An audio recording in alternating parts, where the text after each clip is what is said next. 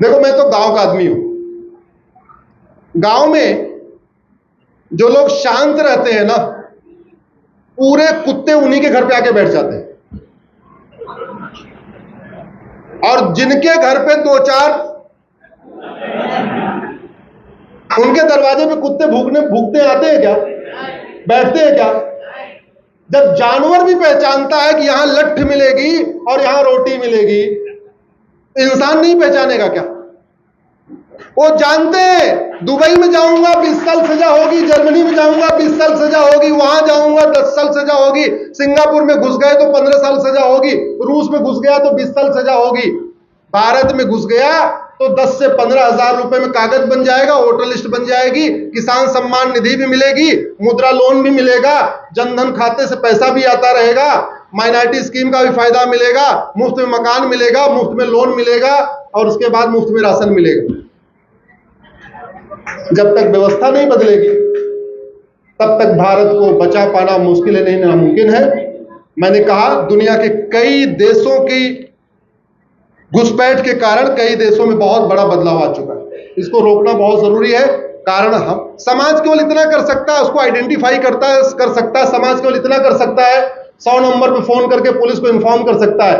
Ultimately hoarding लगाना, घुसपैठियों को पकड़ना, जेल में डालना किसका काम है? आज के क्षत्रियों का, यानी थानेदार, तहसीलदार, पेशकार, तहसीलदार, कमिश्नर, कप्तान का काम।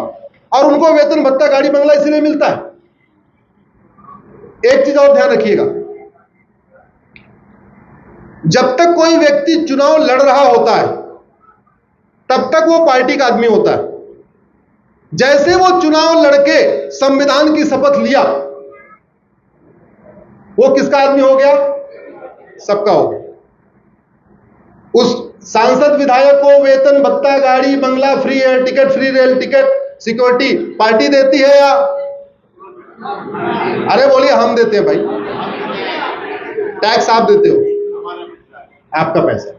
तो इसलिए आपके क्षेत्र का सांसद किसी पार्टी का हो, वो है आपका। आपने उसको वोट दिया तो भी आपका, नहीं दिया तो भी आपका।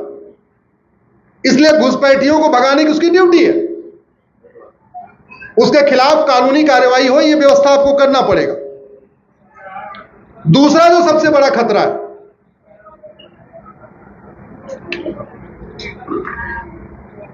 वो है जनसंख्या विस्फोट। आप में से 20 से ऊपर वाला कोई है क्या? अरे जिसके 20 से ज्यादा बच्चे हो, है कोई? अच्छा, 15 से 20 वाला कोई है क्या? 10 से 15 वाला कोई? 5 से 10 वाला कोई? सारे हम दो, हमारे दो, सबके दो।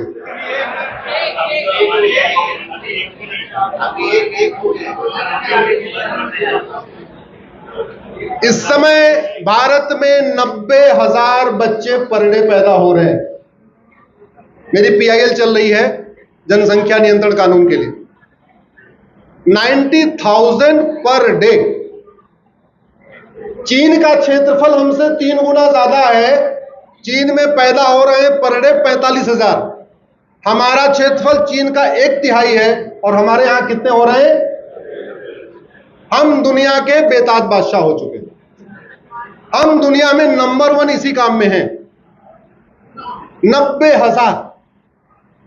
90,000 पर डे का मतलब होता है 3.25 करोड़ पर ईयर। दुनिया के 150 देशों की जनसंख्या 3.25 करोड़ से कम है। यानी दुनिया के 150 देशों का 50 देशों की जनसंख्या 3.25 करोड़ से कम है। तो आप खुद समझ सकते हैं कि हम कहां पे जा रहे हैं। उदाहरण के लिए आपको बताता हूं, UAE जनसंख्या 1 करोड़ है और हमारे यहां हर साल कितने पैदा होते हैं? जोर से बोलिए जरा। 3.25 करोड़। सोमालिया 1.9 यानी 2 करोड़ और हमारे यहां पैदा होते हैं। कजाकिस्तान 2 करोड़, हमारे यहां 3.25 करोड़ हर साल। सीरिया की टोटल जनसंख्या 2.5 करोड़, हमारे यहां पैदा होते हैं हर साल 3.25 करोड़। कोरिया की जनसंख्या 2.5 करोड़ टोटल, हमारे यहाँ 3.25 करोड़ हर साल। ऑस्ट्रिया की जनसंख्या 2.5 करोड़, हमारे यहाँ 3.25 करोड़ हर साल। कैमरून 3 करोड़, हमारे यहाँ 3.25 करोड़ हर साल। अरब 3.25 करोड़ और हमारे यहाँ 3.25 करोड़ हर साल। 1 अरब के बराबर हमारे भारत में। और ये जो 90,000 पर डे पैदा होते हैं, इसमें से लगभग 55,000 अवांछित है। अवांछित क्यों? वो 5वें हैं, 6वें हैं, 7वें हैं, 8वें हैं, 9वें हैं, 10वें हैं, 11वें हैं, 12वें हैं, 13वें हैं, 14वें हैं, 15वें हैं, 16वें। आज के हिसाब से 2 तो पर्याप्त है, लेकिन ये लगभग तो आधे से ज्यादा बच्चे अवांछित पैदा हो रहे हैं। उनकी जरूरत नहीं है, फिर भी पैदा हो रहे, तो बर्डन किस पे आएगा? आप इनकम टैक्स दीजिए, आप जीएसटी दीजिए, आप टोल टैक्स दीजिए, रोड टैक्स दीजिए, वैट दीजिए, फलाने दीजिए, इसे टैक्स के ऊपर टैक्स, टैक्स के ऊपर टैक्स, सेस देते रहिए। तो पैदा कोई और करे और पालन पोषण कोई और करे, ये पूरा खेल चल रहा है। जमीन हमारे पास दुनिया की 2%, पानी हमारे पास दुनिया का 4% और जनसंख्या हमारी दुनिया की 20% हो चुकी है। पूरे दुनिया की जो जनसंख्या है लगभग 800 करोड़ की है, उसमें से 150 करोड़ हम अकेले हैं। 800 करोड़ में से 150 करोड़ हम अकेले हैं। भाई 130 करोड़ तो आधार बन चुके हैं। आधार जिंदा लोगों का बनता है, मरे हुए लोगों का? 130 करोड़ आधार बन चुका है। और आपके घर में 100% आधार नहीं होगा। आपके घर में भी 5 लोगों के परिवार होगा तो एक आधार नहीं होगा। छोटे वाले का कहां होगा आधार? आधार तो बाद में बनता। 150 करोड़ हो चुके हैं। दुनिया की जो सबसे बड़ी समस्या है वो है जनसंख्या विस्फोट, जिससे भारत परेशान है। नतीजा यह है, सरकार जब तक 2 करोड़ घर बनाती है, 10 करोड़ बेघर पैदा हो जाते हैं। सरकार 2 करोड़ लोगों के लिए रोजगार की व्यवस्था करती, 10 करोड़ बेरोजगार पैदा हो जाते। लेकिन पॉलिटिशियन को यह बड़ा आराम है इसमें, क्योंकि जितना ज्यादा जनसंख्या विस्फोट होगी उतना ज्यादा गरीबी होगी, उतना ज्यादा गरीबी होगी तो पॉलिटिक्स करना आसान होगा। केवल 5-5 किलो राशन, चावल, 100 यूनिट फ्री, 100 थोड़ा सा पानी फ्री, थोड़ा बिजली फ्री, इतने पर अपना काम होता रहेगा। अगर जनसंख्या कम हो जाएगी, पढ़ लिख लेंगे, सवाल जवाब करेंगे, बातचीत करेंगे, तर्क करेंगे, वो करना शुरू कर देंगे तो फिर मुसीबत आएगी। इसलिए जितना बढ़िया, जितना ज्यादा जनसंख्या रहे उतना अच्छा। दूसरा, दुनिया के बहुत सारे देश भारत को बाजार मानते हैं। उनका यह मानना कूड़ा कबाड़ा वहां बनाए, आप बिकेगा कहां पे? तो बाजार में तो रौनक रहनी चाहिए ना। बाजार में सुनसान होना चाहिए, रौनक होनी चाहिए। और रौनक तब रहेगी जब धड़ाधड़ बच्चे पैदा होते रहेंगे। तो पूरी दुनिया नहीं चाहती भारत में जनसंख्या नियंत्रण कानून हो, क्योंकि उनका सामान यहां बिकेगा। और भारत के ज्यादातर पॉलिटिशियन नहीं चाहते कि जनसंख्या नियंत्रण कानून बने, क्योंकि पॉलिटिक्स करना आसान है। कोई 500 का वादा कर देगा, कोई 1000 रुपए वादा कर देगा, कोई 100 यूनिट बिजली फ्री का वादा कर देगा, कोई कुछ वादा कर देगा, आराम से उसकी सरकार बन जाएगी। लेकिन सफर कौन कर रहा है? हम लोग सफर। ये जो डेमोग्राफी बदल रही है, उसका दूसरा सबसे बड़ा कारण है जनसंख्या विस्फोट। और ये रुकेगा कानून से, और कानून भी तगड़ा वाला। जो हम दो हमारे दो माने वो भारत का नागरिक, और जो हम दो हमारे दो न माने वो। और कोई तरीका नहीं है। चीन ने 60 करोड़ बच्चों को पैदा होने से रोक दिया। अगर हमने चीन के साथ कानून बनाया होता, आज हम लगभग 90-95 करोड़ होते, जो आज हम 100-150 करोड़ हो चुके हैं। चीन ने 60 करोड़ बच्चों को पैदा होने से रोक दिया। हालांकि थोड़ा गलत किया उसने, बाद में 1 पे कर दिया। हम दो हमारे 1 कर दिया तो थोड़ा वहां बुढ़ापा ज्यादा बढ़ गया, नहीं तो हम दो हमारे जो रखता तो भी जो है। तीसरा जो सबसे बड़ी समस्या है वो है धर्मांतरण। धर्मांतरण होने का कई कारण है। पहला तो जितना ज्यादा गरीबी होगी, थोड़ा सा लालच देकर धर्मांतरण कराना आसान हो जाएगा। कुछ अपनी तरफ से भी कमियां हैं, जैसे भारत में 6000 तहसीलें हैं और सारी कथा 2000 तहसीलों में होती है। टोटल भारत में कितनी तहसील है? जितनी राम कथा, भागवत कथा, कृष्ण कथा, जितनी कथाएं होती हैं, ये सारी की सारी 2000 तहसीलों में होती है, घूम घूम के होती रहती है। 4000 तहसील हमने मिशनरियों के लिए और जिहादियों के लिए छोड़ दिया। जाओ भैया तुम वही कन्वर्ट कर लो, हम उस पर ध्यान ही नहीं दे रहे। तो 4000 तहसील हमने खुला छोड़ दिया, जाओ तुम्हें जो करना है करो।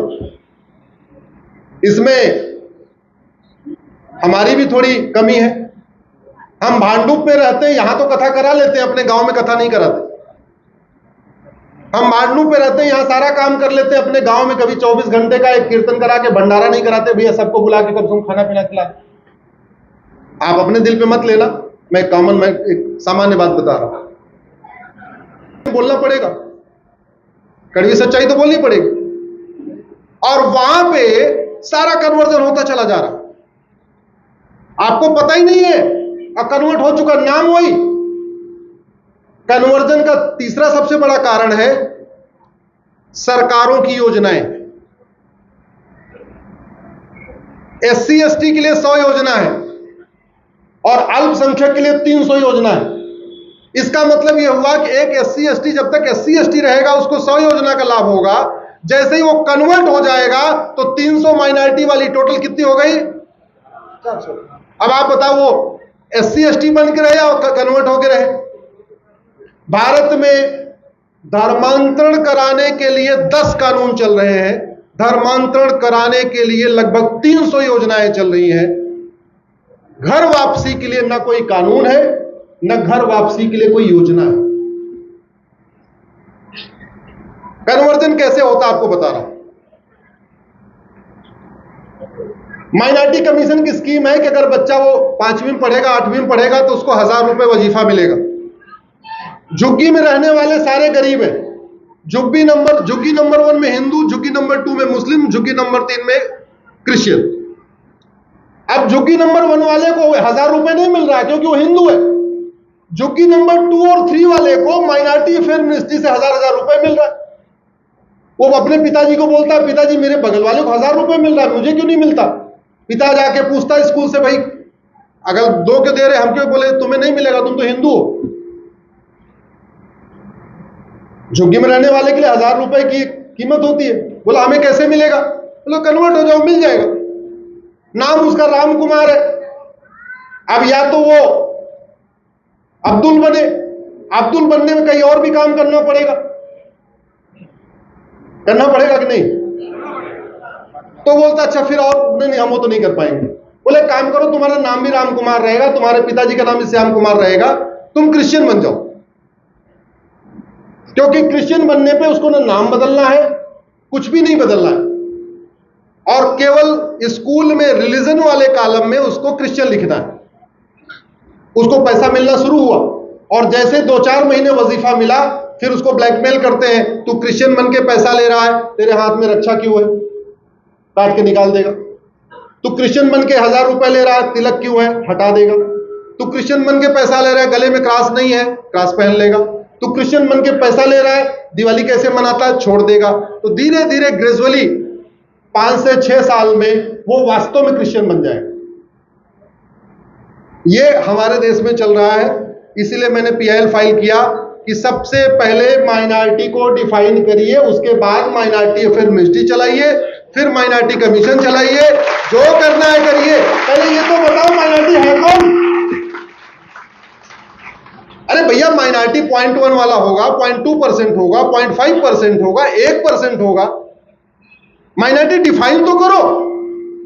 माइनॉरिटी डिफाइन नहीं किया, न भारत के कहीं संविधान में माइनॉरिटी डिफाइन, न भारत के किसी कानून में माइनॉरिटी डिफाइन। और माइनॉरिटी अफेयर मिनिस्ट्री चल रही है, माइनॉरिटी कमीशन चल रहा है, केंद्र सरकार की माइनॉरिटी की योजनाएं दुनिया भर की, राज्यों की माइनॉरिटी की दुनिया भर की योजनाएं। Who is minority? Don't know.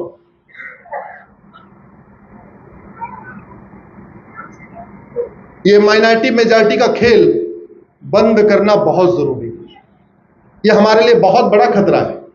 ये जो माइनॉरिटी मेजॉरिटी का खेल चल रहा है, इसको रोकना बहुत जरूरी है। आजकल एक आपने सुना होगा वक्फ, सुना कि नहीं सुना? 4-5 साल पहले सुना था क्या? पहली पीएल मेरी है।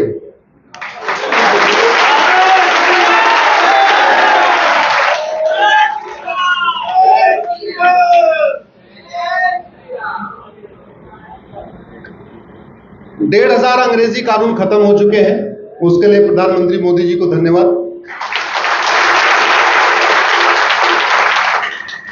आर्टिकल 35 या 370 खत्म हो गया, उसके लिए प्रधानमंत्री जी को धन्यवाद। यूसीसी भी आने वाला है, उसके लिए पहले से ही एडवांस में उनको धन्यवाद। बात वक्फ की करते हैं। विभाजन किस आधार पे हुआ? मजहब के। विभाजन किस आधार पे हुआ? मजहब पे।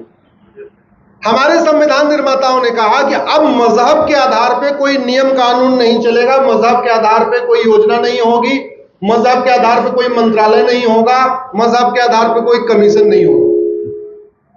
भारत का संविधान कहता है जो होना चाहिए सबके लिए होना चाहिए, केवल 2 लोगों को छूट दिया हुआ है।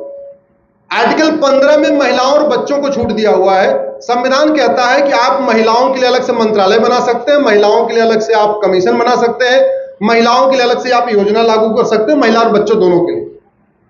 आर्टिकल 46 कहता है कि आप SC ST के लिए अलग से कमीशन बना सकते हैं, अलग से मंत्रालय बना सकते हैं, अलग से उनके लिए बजट स्कीम ला सकते हैं। तो भारत के संविधान में केवल 2 लोगों को छूट है, महिला, बच्चा और SC ST।